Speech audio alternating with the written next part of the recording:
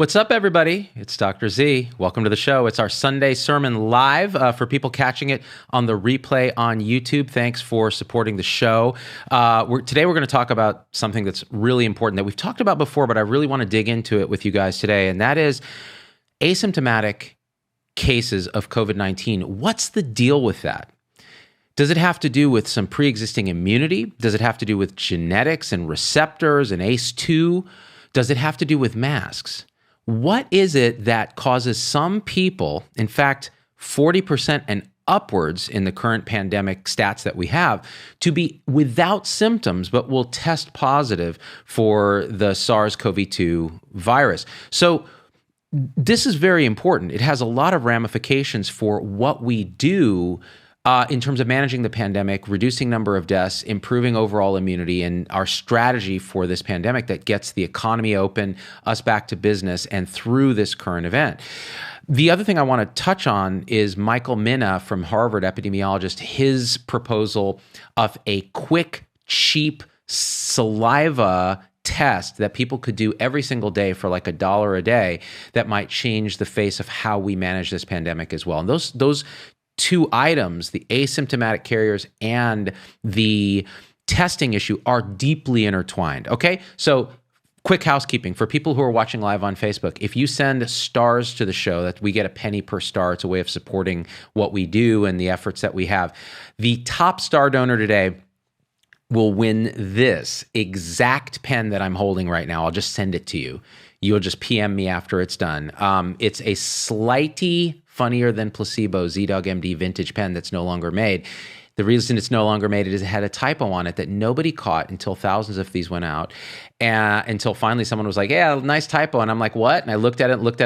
Oh, Slightly Funnier Than Placebo. It just shows how the mind can be fooled by things that look and feel right, but actually aren't right, which again relates to what we're going to talk about today. So the game is on, guys. Start sending the stars. And thanks for everyone who supports the show. Thanks to our subscribers. If you're watching on the replay on YouTube, you won't get to play that game, but we'll do something for YouTube supporters soon enough. All right, let's get into this. So recently, we're getting more and more information about asymptomatic carriers. Now, remember, in the early days, there was not even a feeling that there's a lot of asymptomatic transmission. In other words, it felt like, oh, could this be like the original SARS, where you can only, you can only experience a symptomatic case and only be transmissible. In other words, only share the virus when you have symptoms yourself, which made SARS the OG, the original SARS, really much easier to catch and treat because you could screen for fevers and symptoms. And you were most contagious when you were having those fevers and symptoms. But what we're seeing now is either asymptomatic or pre-symptomatic people who are eventually going to develop symptoms but don't have them yet, can spread the virus. And the interesting dynamics of this, why would people, and again, there's been conspiracy theorists who say, well, if this thing is so deadly, how come so many people are asymptomatic? And the idea is exactly that. It is so deadly for susceptible people. We still don't fully understand what that means. We know that it has to do with advanced age. We know it has to do with other diseases that people have, like diabetes, hypertension, heart disease, lung disease, immune compromise. Those kind of things put you at risk. And if you have two or more of those things, no matter what your age, you're at considerable risk. So what we see, even in the Bay Area, is it's a Pacific Islander population that seems to be taking the brunt of the hospitalization. So these are not asymptomatic cases. Why is that? And it doesn't even seem to be so age-related. Well, close-knit families, high prevalence of chronic disease because of the Western diet. And, we see that in our Tongan and Samoan populations here in the Bay Area. Now, why am I talking about this? Because this gets into the question of why are people asymptomatic? So it could be roughly three things that might be contributing to that, okay? The first is your genetics. So some people just seem to have a genetic susceptibility to being infected and getting symptoms from this. And could that have to do with the ACE2 receptor that the virus binds to on the surface of cells in the lung, in the blood vessels, in the kidney, in the heart? It's in multiple locations. And could it be that different expression of that receptor on the surface of the cells? Think of a receptor as a little catcher's mitt. and the virus is a little baseball coming. If that catcher's mitt, if there's tons of catcher's mitts on the surface of your cells, and those catcher's mitts are really kind of big and sensitive to the exact size of the baseball that's represented by the SARS virus, the CoV-2 virus, it's going to be very likely that they're going to bind, and then it's going to pull it into the cell, and then the virus is going to start replicating. So you don't want a lot of catcher's mitts that fit that baseball on your cells. Now, some people may just have fewer of these innately. Some people may develop fewer of them. So there's some feeling that people with a lot of allergies, a lot of allergic diseases, their ACE2 catcher's mitts are downregulated, meaning there are less of them on their cell surfaces for a variety of reasons, which means maybe they have some innate resistance to the virus. Now, that doesn't mean you don't get infected. It may mean that you get infected, but at a amount of virus replication that the body's able to overcome through its immune system. So you never get so much viral replication that it's just bursting out of the cells everywhere and the immune system can't keep up, in which case you go to phase 2, which is the massive immune response that can cause all the harm to the body that leads to people being in the ICU, massive inflammation of the lungs and organs, blood clots, heart failure, and all the other consequences that you can see downstream of COVID-19 disease. So could it be that having fewer of those receptors actually then leads you to have milder disease that may actually have no symptoms or never be infected at all, never actually even develop enough of a response that you could measure it in terms of the antibodies that you can measure in the blood that show that you've been exposed before? So entirely possible. So what's going on with our Pacific Islander population that seems to be, Latino and Latinas are admitted at a higher rate as well. African Americans were admitted at a higher rate. What's going on? Well, the other genetic issue may not be a genetic issue. It may be a cultural issue or a socioeconomic issue. So when you have a family structure where multiple generations live under the same roof, and you have generations at risk, the older generations, people with chronic disease, which we talked about, diabetes, hypertension, et cetera, living in a small space, indoors, not ventilated, the dose of virus that you're going to share when you get infected is theoretically going to be higher, which means you're already at a disadvantage. Multiple cells get infected. Immune system's already behind trying to respond. So no matter what your genetic advantage or disadvantage is, this is going to be a worse situation. This is called a viral inoculum. And that's just a fancy way of saying how much virus you get at once. There's a concept in infectious diseases called the ID50, the infectious dose where 50% of the population will develop symptoms.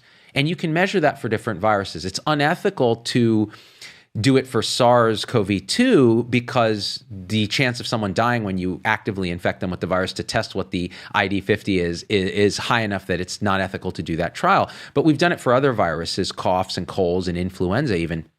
And so we have a kind of sense that the higher the dose, when you reach that ID50, you're going to start having symptoms. And when you go beyond that ID50, the symptoms get worse in studies that we've seen. Now, Monica Gandhi at UCSF has been in the news lately talking about these studies. And I'm going to link to a Washington Post article that actually has some of these links where you can look at further references on this. And the sense that we get is higher dose, worse symptoms.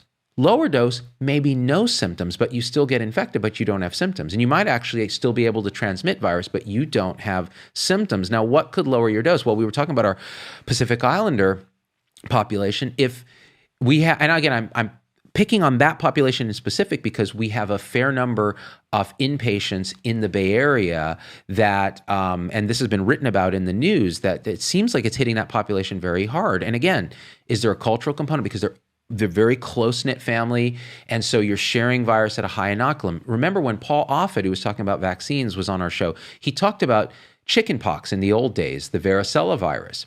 The first kid who got sick kind of got sick. That was me in my family of 3.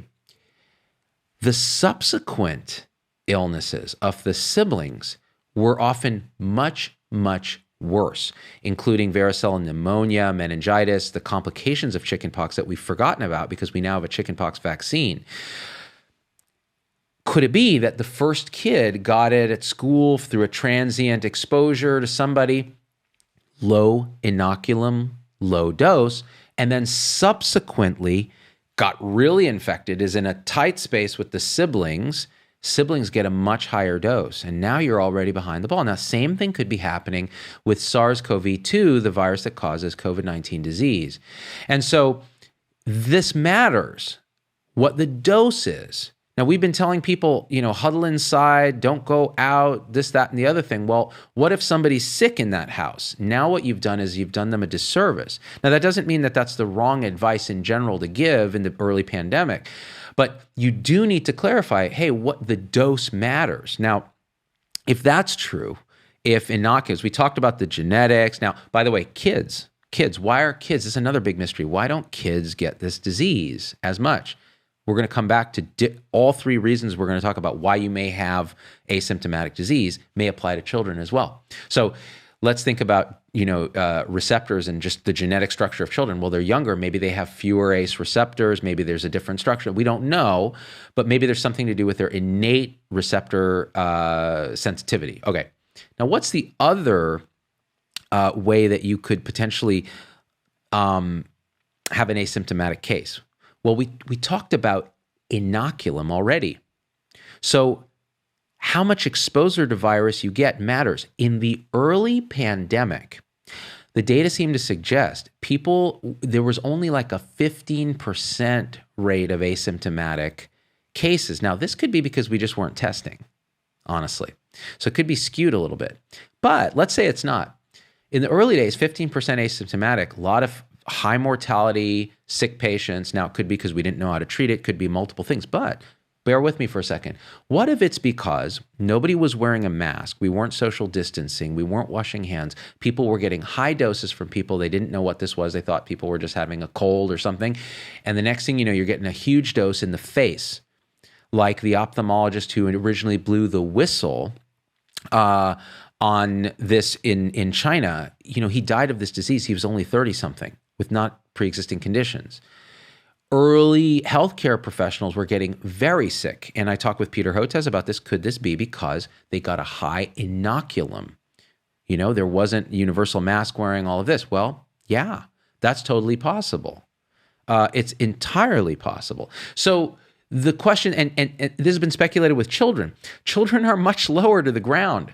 So if they're sneezing or coughing, they're going to transmit to adults a lesser dose. And adults actually aren't really at their level most of the time. So they're not getting as big a dose. This is a theory. Now, again, you have to study it. It's hard to say. This is speculation, but it is interesting. Now, related to inoculum comes masks. If you look at countries that at baseline had high universal masking scores, the Czech Republic, Singapore, they have a much lower death rate per capita than others. They were still affected, but perhaps more were asymptomatic, less had severe disease because inoculums were lower. It could be that the Japanese may have a component of this as well. And this becomes really interesting because then it has ramifications for what we're doing now. People are like, oh, wear a mask to protect other people from you. But what about if you're actually protecting yourself with a mask? And we've talked about this. By lowering your inoculum, you could actually get away with no symptoms or mild symptoms instead of ICU, right? So inoculum is a huge bucket that you have to think about. How much virus you're getting is a huge bucket that you have to think about when you talk about why do some people have no symptoms at all. Now, we talked about genetics. We talked about inoculum, right? Now, what's the third thing that could be leading to people having no symptoms, but yet getting exposed and infected with this virus? Pre-existing immunity. What does this mean? I thought this was a new virus. I thought SARS-CoV-2 was the novel coronavirus. It's not a coronavirus humans have seen before. So why on earth would we have any pre-existing immunity? In fact, in the early days of the pandemic, a lot of the fear that was induced was based on this idea that, oh my gosh, this is a plague that humans have never experienced, and it has a 10, 15% mortality in the early numbers you were seeing, and hardly any asymptomatic cases, but just enough to terrify you into thinking that you could get it from someone who's not coughing. or they're pre-symptomatic, and we didn't understand mortality. Well, that's terrifying, right? So what do you do in response to that? You do a very aggressive public health response to keep the hospitals from being overwhelmed. You shut down everything, and it feels, we're talking about the difference between what seems right. If you look at Slidey funnier than placebo, you can look at it 100 times and never notice that it's missing an L. Well, that's how our intuition often fails when it comes to science.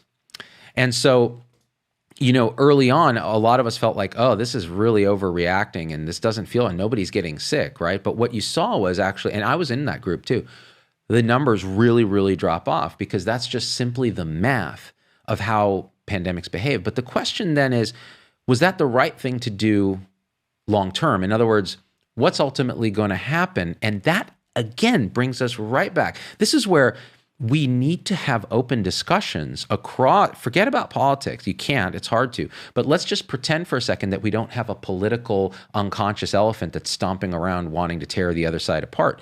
And let's just look at these things objectively. So that means that you listen to all viewpoints. You listen to the hydroxychloroquiners, even though there's lots of data saying it's not really happening, but you listen to them anyways and you go, okay, let's keep studying. You listen to people who say lockdowns actually weren't necessarily the right answer. Now, why would you listen to that? It sounds crazy, right? Because in retrospect, well, we bent the curve quite a bit, et cetera. Now everybody's scared, because of this pre-existing immunity. What does that mean? We said this was a new coronavirus. This is what that means. It seems the more we look, the more we find about this virus, and that takes time. Studying antibodies, in other words, these little proteins that our B cells, our immune system B cells produce that bind to proteins on the surface of that baseball that's coming for our catcher's mitt, our ACE2 receptor, SARS baseball coming. Well, it turns out the body can, if it's been exposed to that exact virus, you can make neutralizing antibodies that bind to certain aspects of that baseball that then prevent it from binding to the catcher's mitt, all right, and allows our immune system to then take it away. We don't have a lot of that because this is a virus that's recombined in a way that humans haven't seen it, but humans have other aspects of immunity that do not have to do directly with antibodies right away, and that's the Tcell, the cellular mediated immunity that we've been talking about on recent shows. It turns out that immunity is triggered by previous exposure to viruses and vaccines that do not directly necessarily resemble the current virus. They could have aspects that resemble it, like other coronaviruses. What are other coronaviruses? The common cold. There's like 4 odd or more coronaviruses that cause the common cold. And exposure to those viruses historically can then lead you to ramp up a cellular mediated immune response that takes a couple days to spin up when it sees a new virus that kind of resembles a little bit some of the aspects of the old viruses. But once it spins up, it can handle that virus, assuming the inoculum is not too high, you don't get too big a dose, and assuming your other aspects of your immune system are healthy and you're otherwise healthy or in decent shape and maximizing your immune response. Well, that could be a game changer because as we start to see now 40% asymptomatic cases, well, that tells you there may be some innate immunity or we're lowering the inoculum or both. But if you look at Singapore, so what they started doing is measuring T-cell immunity. And Monica Gandhi, in this Washington Post article, they cite some of this, so I will link to that after the show.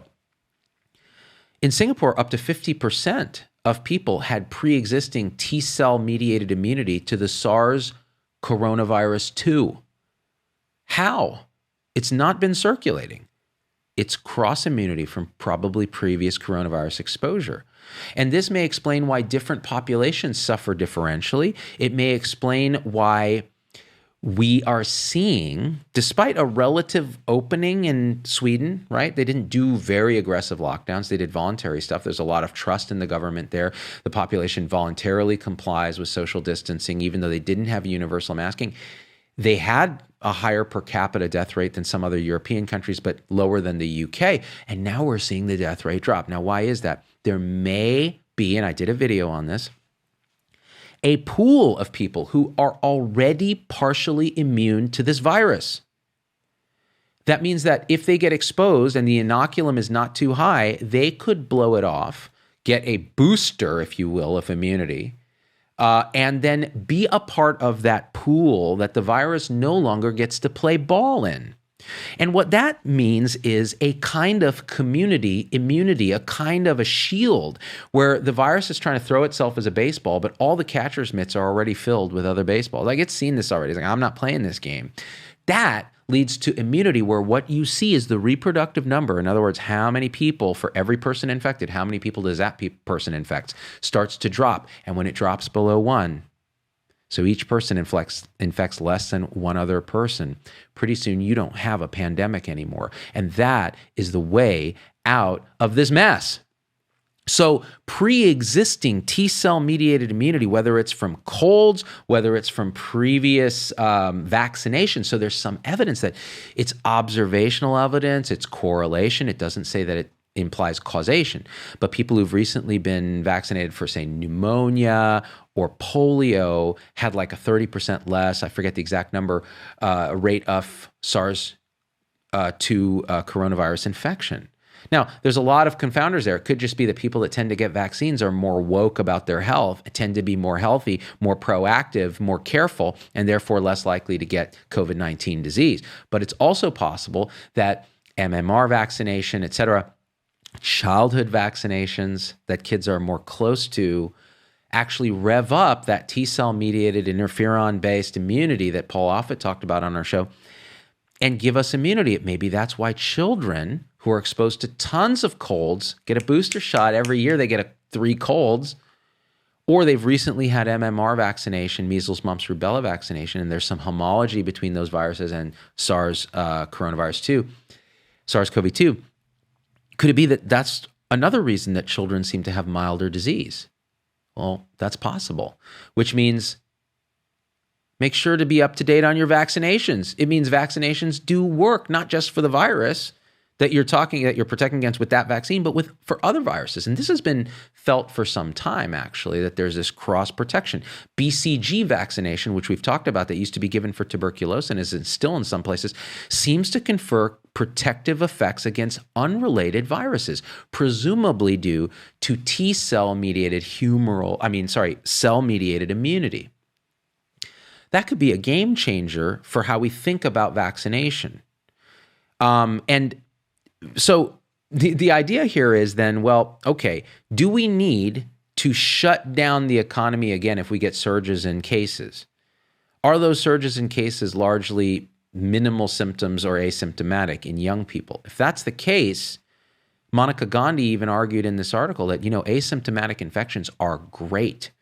They're not great because you can spread them, but they're great because they generate immunity in a pool of people that then get us closer to herd immunity. It means that the overall infection fatality rate drops for the disease, and we get through this. And I actually speculate, and this may be crazy, that the common colds, these standard coronaviruses, when they were new to a population, probably behaved a lot like COVID-19. So imagine Native Americans have never had a common cold. They get a common cold from a European settler and they go into ARDS and die, or cytokine storm and die. And one day, this is my prediction, the SARS-CoV-2 COVID-19 disease is going to be just circulating in the population and will generate cold-like symptoms for most people. Now remember, the common cold can kill you if you have multiple comorbidities and you're susceptible or immune compromised. And I think that's what's ultimately the destiny for SARS-CoV-2. So the question then is, what do we do now? Well, here's the take-home point from this. People who are at the highest risk of dying, 2 or more comorbidities or over 65, ought to be doing everything they can to avoid contact with people who are sick or asymptomatic with the disease. Masking, washing hands, social distancing, staying home when they can. Everybody else should do the following. and again, this is my proposal, wear a dang mask. I don't care what your politics are. I hate masks. My politics say, take them off. You never tell me what to do, and you never force an American to do something that isn't shown by a lot of evidence to be absolutely necessary and is going to harm other people if you don't do. But I think that we ought to have, like the Swedes, a high level of voluntary compliance with basic masking. I don't care what you put on your face, but I do think we should spin up surgical masks because they are really good compared to cloth and all that. And what that does is it lowers the inoculum that we talked about, which means that when you start generating spread, which you will, because masks aren't perfect at preventing infection. They're not at all. In the absence of social distancing and et cetera, you're going to get infections. Those infections are more likely to be asymptomatic, as was seen on an Argentine cruise ship cited in the article that I'm going to share.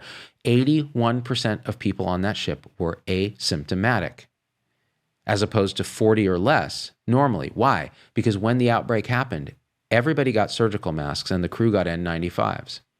Inoculum dropped. Did it prevent them from being exposed? No.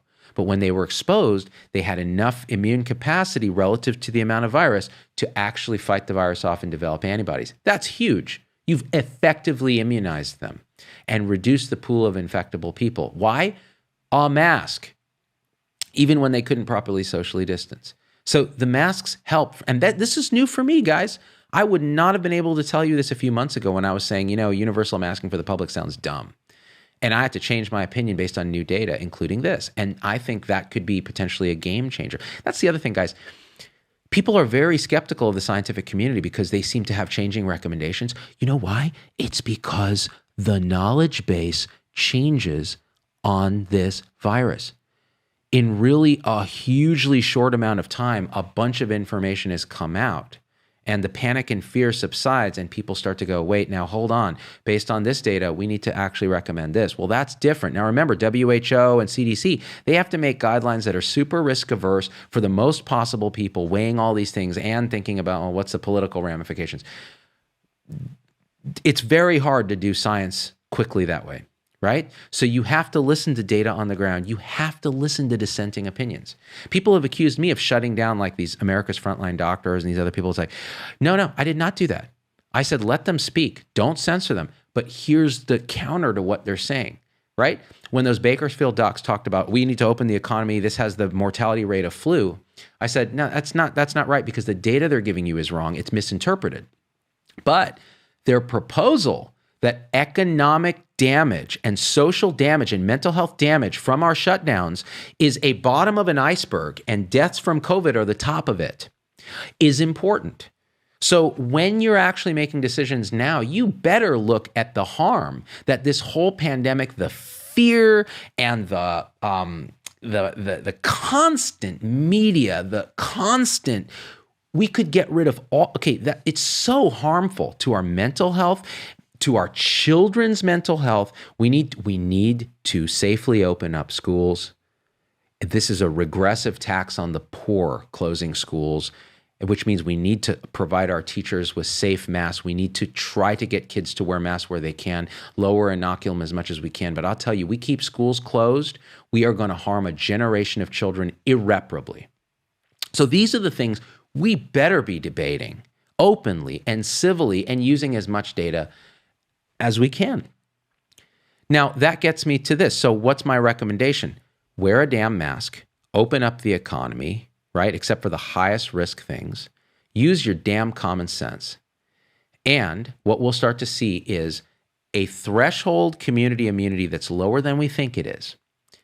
And by the time we get to a vaccine, which will probably be next year, then we can help everybody and the most vulnerable with a vaccine that presumably will be safe and effective because we're going to test it in phase 3. Do not rush the phase 3 trials, as Paul Offit said on my show. Check that link out. And at that point, this thing will start to modulate into something that's with us for good, but doesn't really do so much harm, right? Kind of like H1N1 flu. It can still hurt people. We have a vaccine for it. You can take the vaccine, we develop community immunity, and we move on and talk about something else, like the second season of Umbrella Academy on Netflix. You see what I'm saying? All right. I promised you I would talk about one other thing, which is testing. Testing right now is a complete and utter disaster. We're talking like 7 to 10 day turnarounds, 2-week turnarounds for testing. That's a useless test at that point because there's bottleneck in supplies. And hopefully this week we're going to have one of the big companies that does PCR testing on the show, and we're going to talk to them about this stuff. It's going to be really cool, so stay tuned. That may happen later in the week. But Michael Mina at Harvard has gone on multiple platforms now and talked about this idea of doing a different type of test in a different conception. And it's this.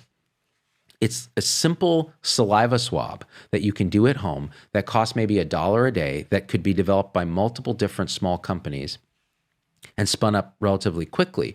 And what it does, it doesn't test for genes, it doesn't test for RNA. It tests for an antigen, a protein that then, kind of like a pregnancy test or a rapid flu test, right? Flu antigen. You quickly test it, turns blue, you're positive. Doesn't change color, no big deal. The problem with that test, right? So anyone can do it at home. The problem with that test is that it's not very sensitive, which means it's going to miss people that are infected a fair amount of the time, as opposed to the PCR test, which is still not perfect, but it's much more sensitive, right? And we don't really know the specificity of it. In other words, how often are you falsely positive, which is another problem. If you get a positive, you're like, damn. Okay, but here's the thing. If you're at home and the test is not very sensitive, right? There is a correlation between how infected you are, how much viral load you have. In other words, what's the inoculum you could spread to others, and whether that test is positive. So at a high viral load, the test is much more likely to be positive and the sensitivity is going to be higher. Well, when do you care when you're positive? When you're going to share this disease. That's when you care. So here's his proposal. Spin this testing up. Test people every single day, let them self-test at home. If they're positive, stay home or get a PCR confirmatory test. That's when you're infectious. Keep testing until you're not, or the 10 days quarantine period expires. And if everybody did that as much as you could open up schools. You could open up restaurants because everybody's presumably testing. And if you are actually asymptomatic and positive, you stay home. That's a game changer. And the sensitivity of the test goes up when you repeat it every single day. You're more likely to catch it. And if it's a false positive, well, you could always get the gold standard testing at that point, which would lower the amount of other testing you'd have to do. Now, why hasn't it happened? Because the way the FDA regulates these home tests is as a diagnostic test, which means it's almost impossible to get it to happen and get it approved because there's all these requirements that would sink it. So you need to change our regulatory structure and have some exemption for that, which means we have to lobby our political people. So Google, or I'll put some links into Michael Mina. He talked on MedCram, which is a great in-depth show on YouTube, about exactly this, and they went deep on it. So I might try to link to that too when I put this up on YouTube on my zdogmd.com website where I host all these videos and have all the links. So this is exactly the kind of out-of-the-box thinking that could get us the heck out of this mess. So now you test everybody, you lower the amount of overall transmission, you get to a vaccine, you keep the vulnerable safe, you lower the death rate because you're keeping vulnerable people from dying, and you allow some degree of asymptomatic transmission that's going to happen from opening up the economy. But if everybody's masking, the inoculum's lower, so they're less likely to get severe disease and overwhelm the system and die. And we're done. Then this thing becomes part of our background infections that happen every year, and people don't generally die from it. This is not rocket science. I'm thinking this may be an answer. Now, again, I don't know for sure. This is an evolving science. But if that's true, listen, the downside of trying that is actually not that high because universal masking would, in general, lower inoculum. We're already going for a vaccine. We know the downside of aggressive lockdowns now and fear and constant media coverage of this crap. So let's just have a rational discussion about it. And I hope to see in the comments what you guys think. All right. So that's today's Sunday sermon. I wanted to talk about meditation and all that. I had this amazing meditative experience this morning. I don't want to mix those things because people start tuning out. But I want to thank everybody. Let's see if we have a stars. So I started the show by mentioning this. This exact pen that I am holding in my hand right now, ZDoggMD, slightly funnier than placebo, that has a typo in it, can be yours if you are the #1 stars donor today. I get a penny per star. It supports the show. We're shooting a music video next week called Waiting for the World to Change. You can find it on my website under the podcast tab. You can hear the track. And your support helps us make that video dope and all the other things that we do, because I know it's difficult economic times, but if you can support what we do, we try to be a moderate voice that isn't political, that talks science. And if you enjoy that, and you want this pen, be the #1 stars donor. For everyone who doesn't win, though, I still love you. I read all your comments after the show. I click like on your thing. I'm reading your name and who you are. If you leave a comment, it means so much to me, you guys. All right, guys, please share this video. Here are the top star donors now. I'm going to tell you right now. Suzanne Tillotson has 11,000 stars. Tamara Bumpus has 9,500 stars. Amy Trimble has 7,700 stars. And she says, it's the most money I've ever spent for a pen. I hope it writes good. Amy, I love you. Even if you don't win, I love you so much. But you guys are great. Have a wonderful Sunday. Try today to be kind to someone just for the heck of it. It really does change your entire way of being in the world. All right, that's the one piece of my meditation this morning that I want to pass on to you. And we out. Peace. Thanks to all the supporters, by the way. You guys are the best.